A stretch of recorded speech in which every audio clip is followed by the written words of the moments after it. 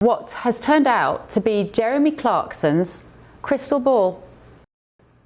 It's literally quite spooky. That was from 2008, but how spot on were the Top Gear hosts?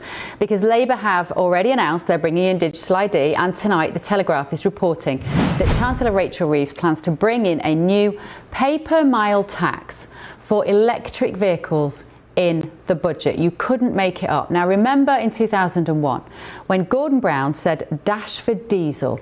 So lots of us rushed out to buy those cars, only years later to be told how dirty they were, and ultra low emission zones came in and they were slapped with a daily tax in the capital. Then in July, Transport Secretary Heidi Alexander said this. You would like all of us to buy more electric cars. I would. And at the moment, only 20% or so of new cars sold in this country are electric. They are expensive. They can be a bit of a hassle. If you live in a flat or you don't have a driveway, if you're not lucky enough to have a big, long driveway, it's not easy to plug your car in.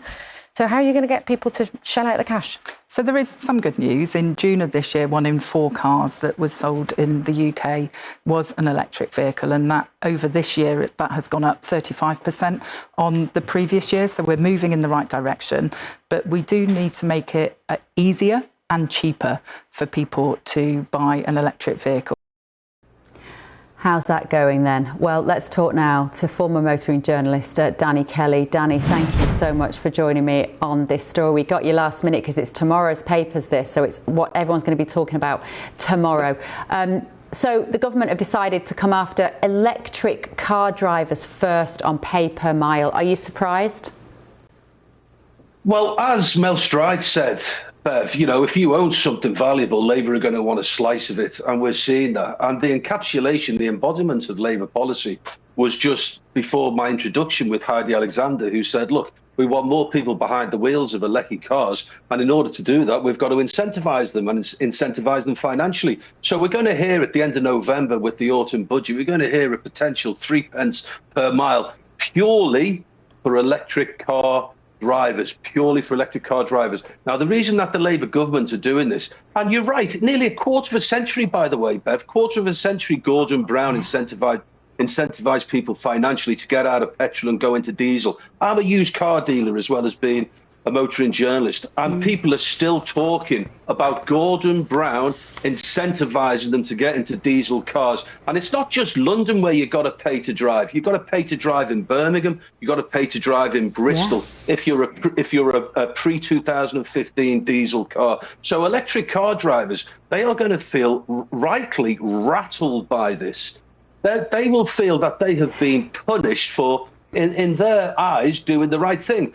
Most electric car sales, Bev, new car sales, generally speaking, we all know people who own electric car vehicles, but generally speaking, they're company car drivers because they get a massive tax break. And also a lot of motability cars are actually electric cars because car manufacturers and retailers are incentivizing electric cars to get on the road because of, again, government punitive costs. If you don't hit a target for electric cars, you're fined up to £12,000 or £13,000 every car you miss that target. So it is such mixed messaging, Bev. You are right to be annoyed and angry about this because once again, you have an administration telling you one thing. Heidi Alexander, probably 2 weeks ago, telling us to drive electric cars. And here we are anticipating GB News, breaking the news, anticipating a 3 pence per mile levy. I mean, you don't know where you stand as a motorist. It's also, Danny, it's because they're getting less tax on fuel because people have done as they've been told, good citizens have followed what the government wanted them to do in the budget. So the revenue is coming down from the fuel tax. Yeah. Fair enough, I get that. Well, surely they knew that was going to happen. Surely that would have been the point. There would have been one of the consequences of this. But they're now saying it opens the door and raises the questions about the wholesale adoption of pay per mile taxation for all cars. So as is the way with all of these authoritarian moves from this government, and actually governments all around the world, Labour are not exclusive in this, is that it will start with the electric car driver and then it will be all of us. So what do the electric car drivers, do you think, what should they do to stop this? Because I think They've gone after the electric car drivers because they are probably the virtuous ones, because they are the ones who want to do good maybe, and they sleep well at night knowing they're saving the planet. Maybe they are the crowd that they know will just accept it, whereas people driving around in a massive 4-litre diesel engine might have told them to sling their hook anyway if they tried it with them. Yeah. Bev, my understanding is that the way that they're going to collect the tax is like a self-assessment. So if you're self-employed, you have to self-assess. You have to tell the government how much you've earned, and also you have to project forwards how much you think you're going to earn. And I think that's going to be what it's like. So to answer your question, I don't see what an electric car driver can do. I don't think there's any protest that one can make. Like when I do my PAYE, my accountant sorts my books out.